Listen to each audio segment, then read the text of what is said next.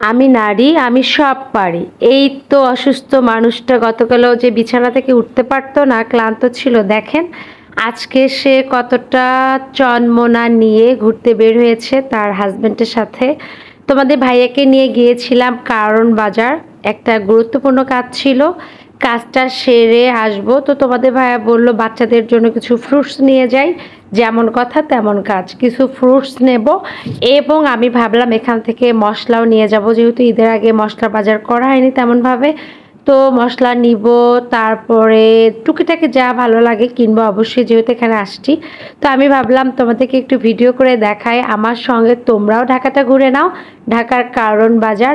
তো দেখতে পাচ্ছ কারওয়ান বাজার এসে তোমাদের ভাইয়া এই তো গাড়ি পার্ক করছে, আর এখানে মেট্রো রেলও যাচ্ছিল। আমি ভাবলাম একটু শ্যুট করি, যতটুকু পেরেছি ভিডিও করার চেষ্টা করেছি। আর আমাদেরকে দেখে একটা পরিচিত আনসার ভাইও দৌড় দিয়ে আসছিল, যে ওনার বাড়ি হচ্ছে লালমনিরহাট, আমাদের বাড়ি তো গাইবান্ধা। দেশি মানুষ দেখলে আসলে সবারই ভালো লাগে। তো ভাইয়াটার সঙ্গে দাঁড়িয়ে কিছুক্ষণ তোমাদের ভাইয়া এবং আমি গল্প করলাম, তারপর চলে আসলাম বাজারে। তো অনেকগুলো তোমাদের ভাইয়া আম নিল, কাঁচা আম, যেহেতু আমরা মাঝে মধ্যে ডাল দিয়ে খাই। তো আম নিল, তারপরে আরও বিভিন্ন ধরনের বাজার নিল, কিন্তু বেশিরভাগ নেওয়া হয়েছে আম, মশলা, এগুলোই। তো দেখো টুকরি করে মামাটা আসছিল, আর তোমাদের ভাইয়াকে বলছিল যে হেল্প লাগবে নাকি, মানে বাজারগুলো নিবে নাকি টুকরিতে। ওনারা এইভাবেই টুকরিতে করে গাড়িতে উঠিয়ে দেয় বাজার, বা রিক্সায় উঠিয়ে দেয়, তার জন্য এক্সট্রা টাকা দিতে হয় তাদেরকে। এটাই তাদের ব্যবসা মূলত, কারণ বাজারে টুকরিওয়ালা আমাদের। তো পাশেই ছিল অনেকগুলো স্যান্ডেলের, স্লিপারের দোকান। তো ভাবলাম একটু ভিডিও করে নিই।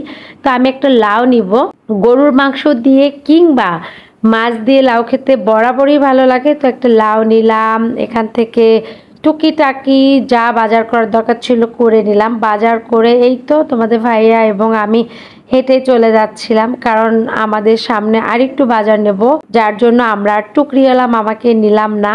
আর আমাদের বাজারও ছিল অল্প, তোমাদের ভাইয়াই ক্যারি করতে পারছিল, যার জন্য আমাদের আর কোনো মামার হেল্প নিতে হয়নি। তো এই তো তোমাদের ভাইয়া হেঁটে যাচ্ছে, আমরা একটা ফলের দোকানের সামনে আসলাম। এখান থেকে আমরা বিভিন্ন ধরনের ফল নিব, বিশেষ করে ড্রাগন, আম, লিচু, যা পারি নিব বাচ্চাদের জন্য, কারণ ওরা ফল এত পছন্দ করে। আমার বাসায় বিশেষ করে আম, লিচি দুইটা থাকলে আর কোনো ফলেরই প্রয়োজন হয় না। আর দেখতে পাচ্ছ সিজনাল ফলগুলো তো বাচ্চাদেরকে খাওয়াইতে হয়।